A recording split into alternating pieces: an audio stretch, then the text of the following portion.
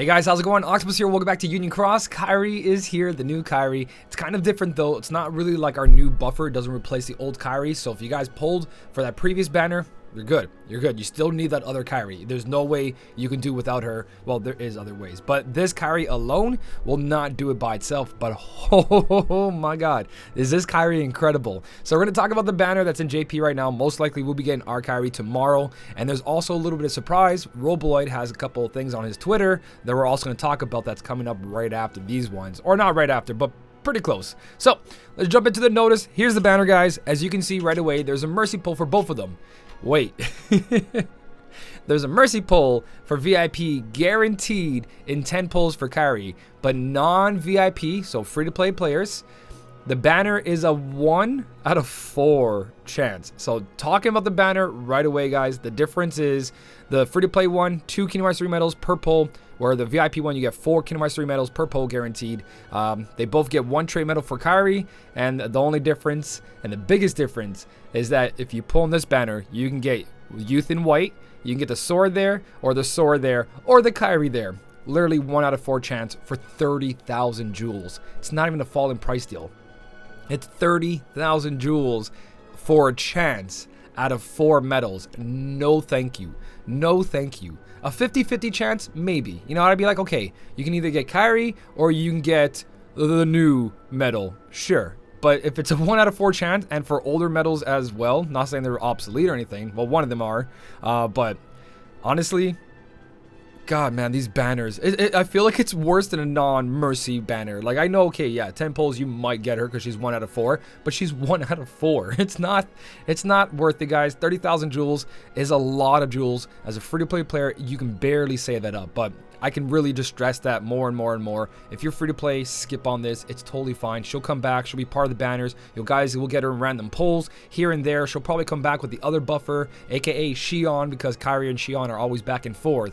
But yeah, for free to play, huge skip. People who buy VIP though, I wouldn't skip this medal. If you care about Coliseum, if you care about PvP, if you care about just future content in general, I wouldn't skip this medal. This medal is incredible, and you got to look at it further than just a buffer. You can't be like, oh, it's a buffer, I don't need this. She is literally the Kairi we needed in Kingdom Hearts 3. She actually is useful. She actually does something.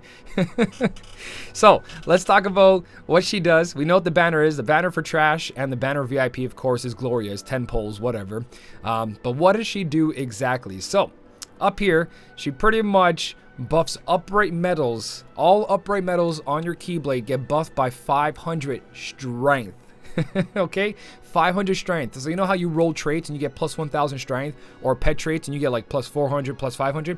She gives every upright medal on the Keyblade 500 strength, and that goes towards reverse copy medals that copy an upright medal.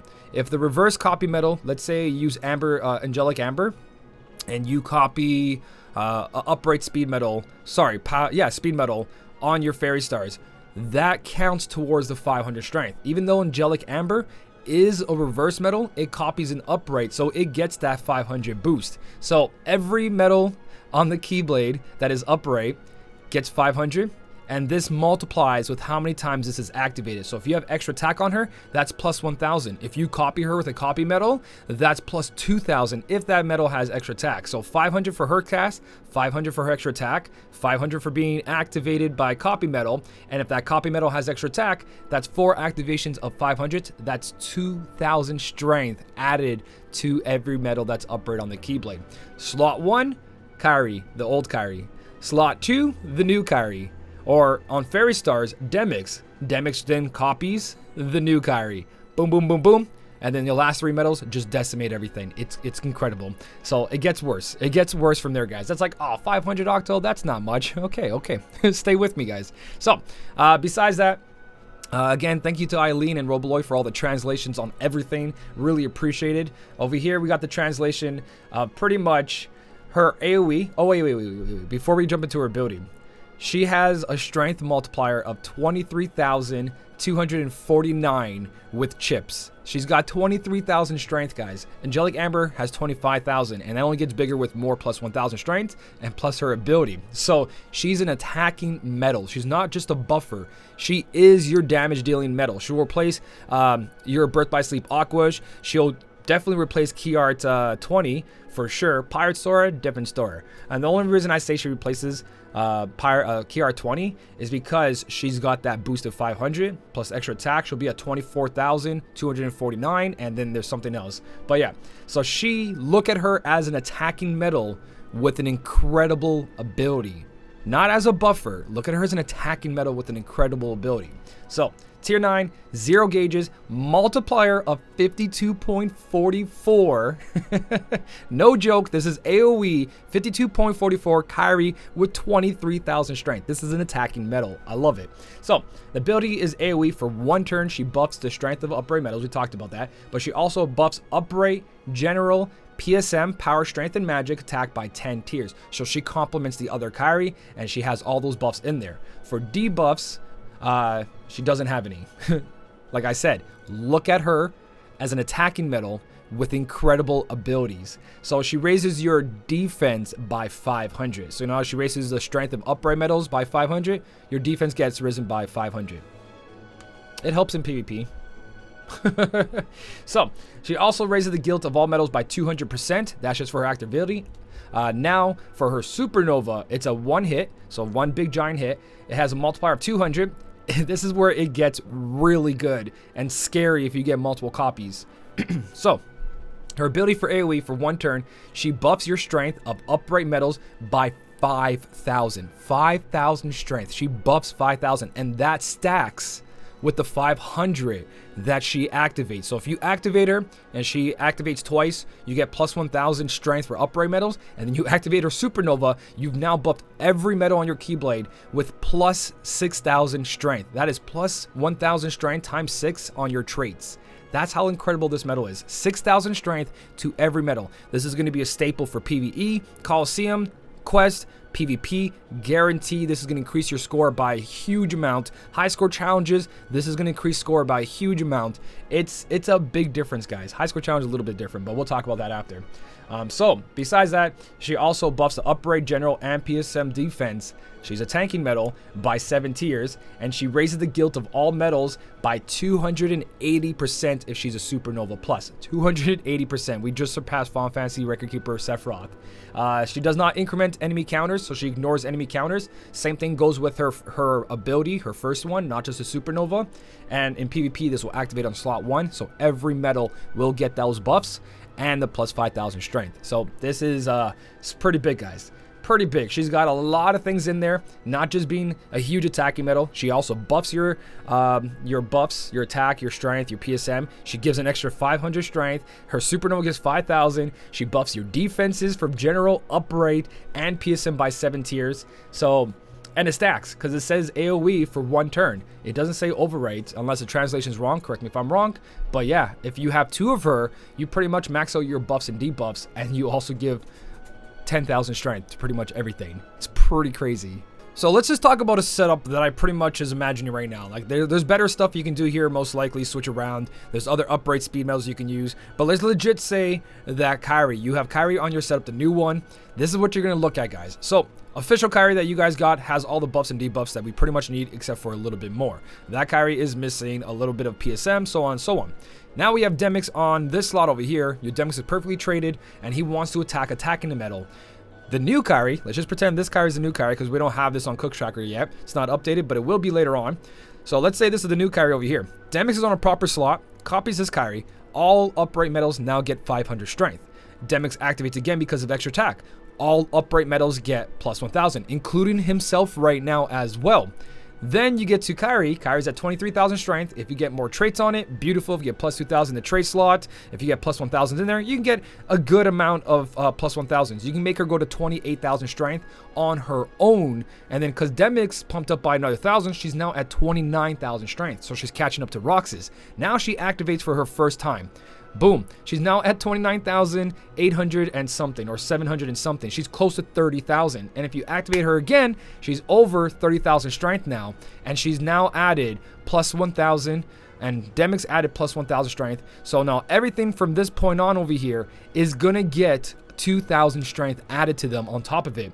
But because she's on this Keyblade, you're going to activate her on your first slot before you activate this Kairi. Activate her plus 5,000. This Kairi gets plus 5,000. Demix gets plus 5,000. She gets plus 5,000. Angelic Amber copying an upright metal gets plus 5,000 strength. And then you come over here and your Pirate Sora gets an extra 5,000 plus a 2,000, so he gets an extra 7,000. So even without trades, Pirate Sora will be at 57,000 strength or 56,000 strength if you don't have extra attack on those metals. This is breaking, guys. This is breaking. This is game breaking, okay? Because in Coliseum, if you do not have this new Kairi, you're just not going to be in the top rankings. You need this. I've been in Coliseum where I've pushed my limits to the highest, and what made the difference was either upgrading my Keyblade by 0.00100 or whatever it is, 0.100, my multiplier slot, or getting a better strength trait on my pet slot. The more strength your metal has, multiplier or Keyblade multiplier equals more damage you can do to enemies' defenses. Because the higher enemies' defense, if your strength just doesn't reach that, you won't do enough damage. So if your strength is greater than the enemy's defense, you will do damage. And with negative 60, it gets even worse from there. So strength is huge. We have our buffs right here. Fairy Stars is looking a lot better now. And the people who pull for Demix is looking even better on top of that. But like I said, later on, there's going to be a little bit more to this. This is just the tip. What if you have Kairi, Kairi, Kairi, and then these two metals do all the work? Because on the Fairy Stars, those two metals, those two Keyblade slots are huge. Like if I put a 3 multiplier over here, so let's put this to 3. Let's just say, yeah, we'll just put it to 3. And let's put your pet rank all the way to max. That's a 6.5 multiplier, and that's a 6.00 multiplier, and that's only at 3.00, and I have my Keyblade pretty much close to like 39.5 right now, so, or 38 I believe, somewhere around there. If you look at that, that's a 6.4 multiplier. So if this is Kairi, Kairi, Kairi, that's plus 5,000, plus 5,000, plus 5,000. That's an extra 15,000 strength on top of it. And then if each one has extra attack, that's an extra 3,000 strength. That is 18,000 strength added to your last two metals. Enemy's defense, your metal just has to be higher than their defense. If it's higher and you have all that strength, just a ridiculous amount of damage coming through, guys. Ridiculous amount of damage. So this is not a metal I would sleep on. If you can get multiple copies, I would most likely get multiple copies. Fairy Stars is a huge example. In JP is the bad guy breaker, which pretty much anything can go on that Keyblade. So Kairi or Shion later on coming out. Like I said, Robloid's got some Twitter things that you guys might want to check out. Just saying. So if you're not following Robloid yet, go check him out on Twitter for sure. So this is no joke, guys. This is actually a very powerful mechanic. Now, Supernova is only for one turn. Keep that in consideration. So it's only good for one activation, and that's why I keep mentioning Coliseum, because Coliseum's all about one turning the enemy.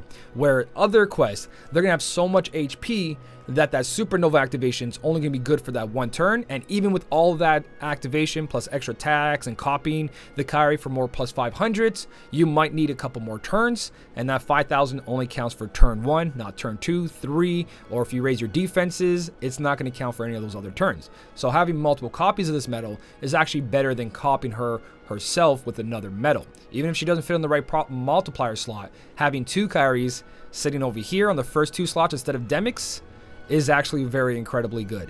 Really, really good. That's 5,000 for each turn, or if you are strong enough, you can activate them both on one turn for plus 10,000 strength, because everything stacks. So, wow.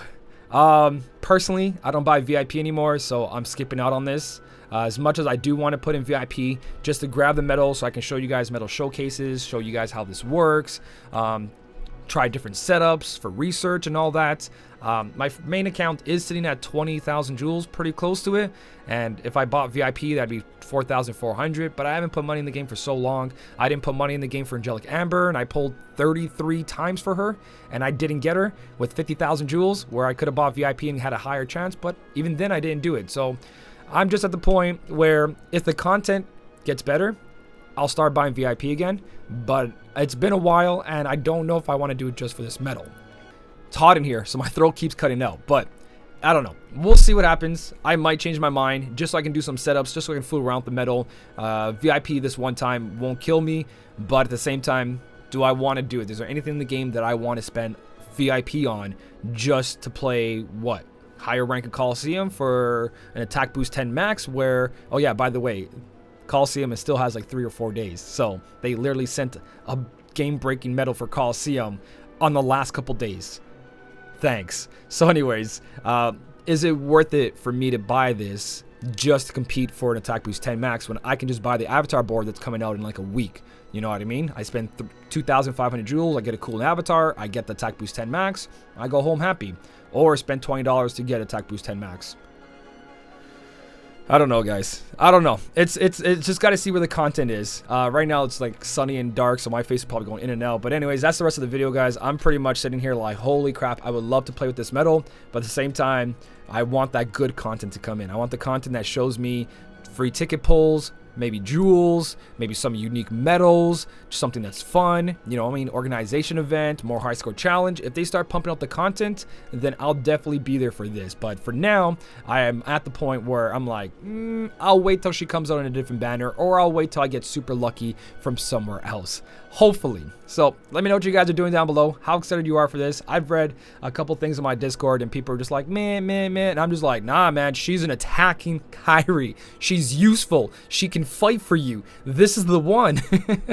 Let me know what you think down below. If you did enjoy the video, don't forget to hit that like button. And as always, thank you so much for watching. Keep on smiling, and I'll see you in the next one.